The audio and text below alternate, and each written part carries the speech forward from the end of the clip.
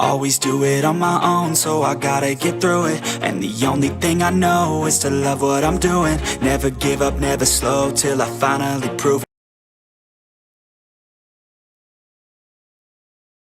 Translate English phrases to a mathematical phrases and English sentences to a mathematical sentences and vice versa.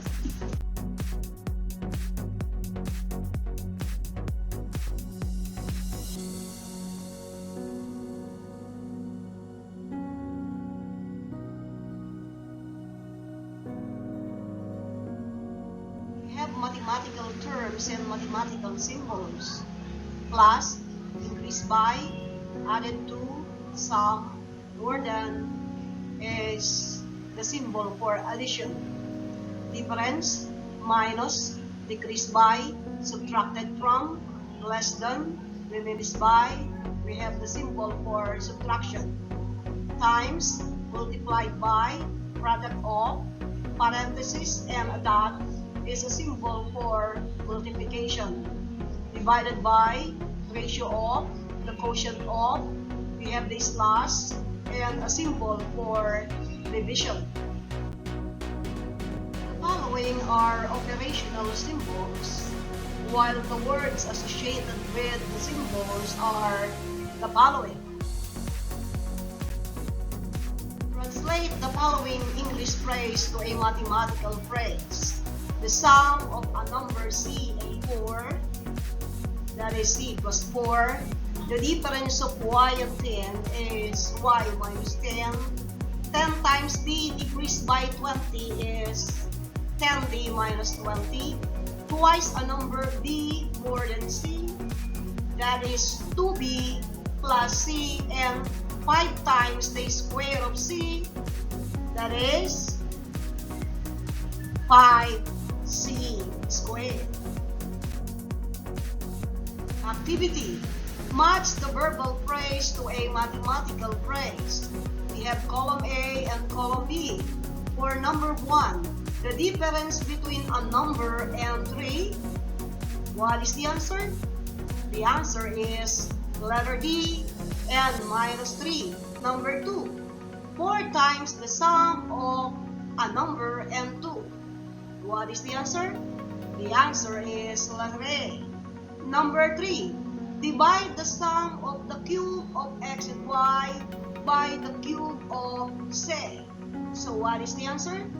The answer is letter B. And for the last number, the square of the sum of a number and 4 decreased by 2. The answer is letter C. Activity. Translate the following mathematical phrase or sentence to English phrase or sentence. Number 1, y plus 6 equals 4. We have the number y added to 6 equals 4. Number 2, 3y equals 12. 3 times a number y equals 12. Number 3, 2b plus 4, that is 2 times a number b plus 4. For number 4, 9c minus 5 is 9 times a number c minus 5. Number 5, 3b minus 5d, that is 3 times a number b minus 5 times a number d. For number 6, we have the square of a number b, and for the last number, we have the square of a number b over 3. Algebraic expression is a variable, a constant, or a combination of both, which may be related by any of the 4 fundamental operations. 2a is an algebraic expression. 2a plus 4b is an algebraic expression. 2a plus 4b minus 5 is also an algebraic expression. Constant are numbers that have fixed values.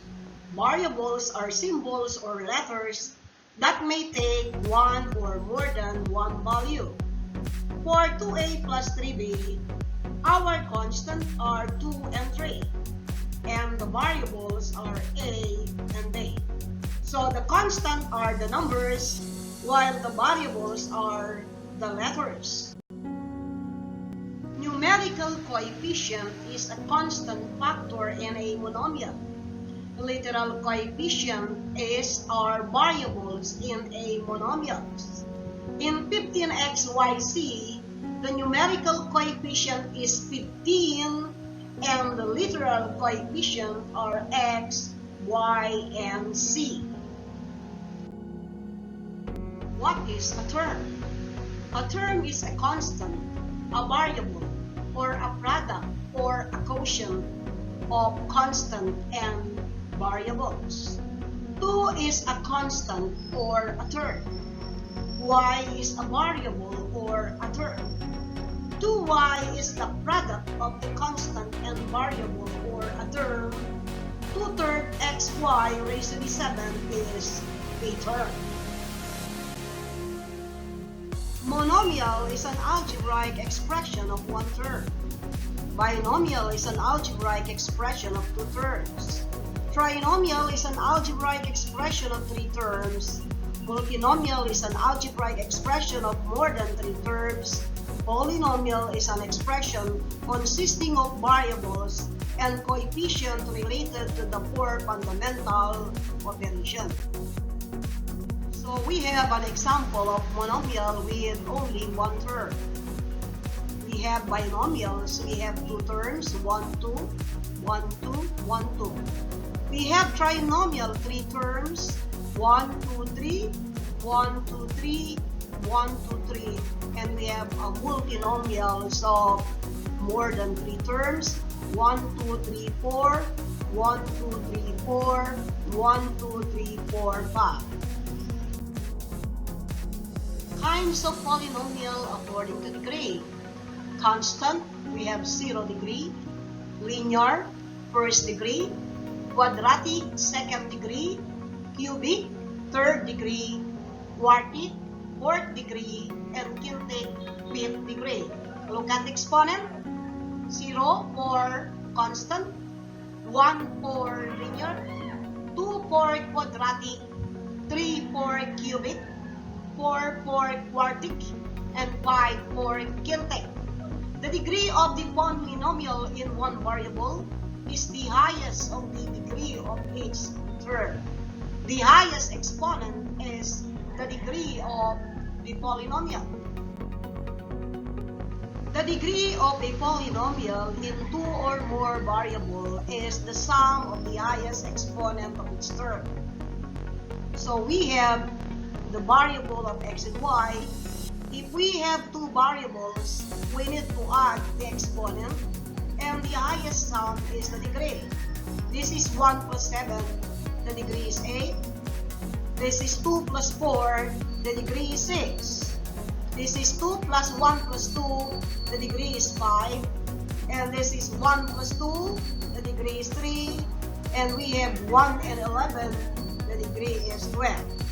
So, if we have only one variable, the degree is the highest exponent of the variable. If we have more than 2 variables, the degree is the highest sum of the given polynomial. Activity: classify each algebraic expression according to the number of terms. Number 1 is a monomial. Number 2 is a trinomial. Number 3, binomial. Number 4, multinomial. And the last number is monomial. For the given, we need to write the type or kind of polynomial. How many terms are there? We have 3. That is a trinomial. Next, we have 4 terms. We have a multinomial. We have 2 terms. We have a binomial, and we have 1 term. That is a monomial. We have the variables. The variables are the letters. We have x and x raised to the 7. For number 2, we have b and c. Number 3, we have a, b, c raised to the 5th. Number 4, we have none.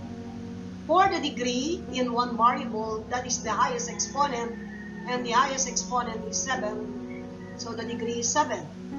For more than one variable, we need to add, and the highest sum is the degree, that is 3 plus 3.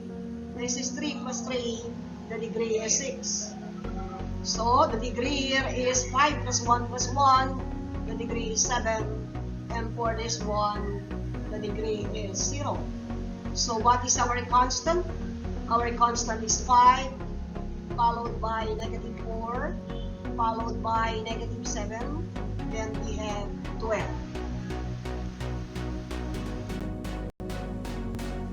Activity: express the following to a mathematical symbol. Mars age 2 years from now. That is x plus 2. Joy is twice as old as her sister. What is her age 2 years ago? The answer is 3x minus 2. A square has a side of 2x plus 1. What is its perimeter? Its perimeter is 4 times the quantity of 2x plus 1, or 8x plus 4. Number 4. Her income is 5x minus 1 every day. What is her total income in x days? So we have x times the quantity of 5x minus 1, or 5x squared minus x. Thank you for watching.